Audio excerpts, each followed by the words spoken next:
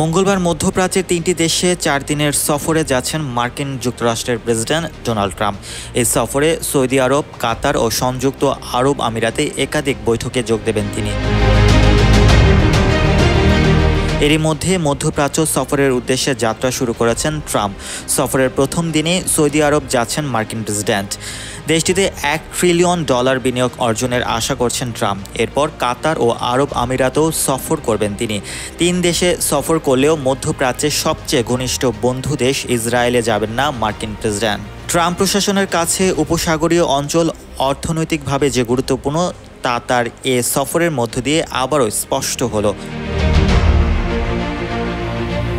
Pope ফ্রান্সিসের শেষকৃত্যে যোগ দিতে Trump সম্প্রতি রোমে গিয়েছিলেন, তা পূর্ব নির্ধারিত ছিল না।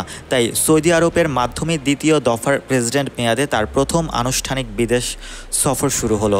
উল্লেখ্য, এর আগেও একবার সাবেক মার্কিন প্রেসিডেন্ট বারাক ওবামার মধ্যপ্রাচ্য সফরের বাইরে রাখা হয়েছিল ইসরায়েলকে। 2009 সালের ওই সফরের সময় যুক্তরাষ্ট্রের প্রেসিডেন্ট ছিলেন Barack Obama.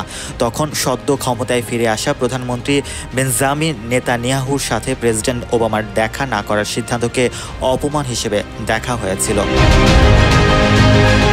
Mohammad Rasel, news 21 international desk.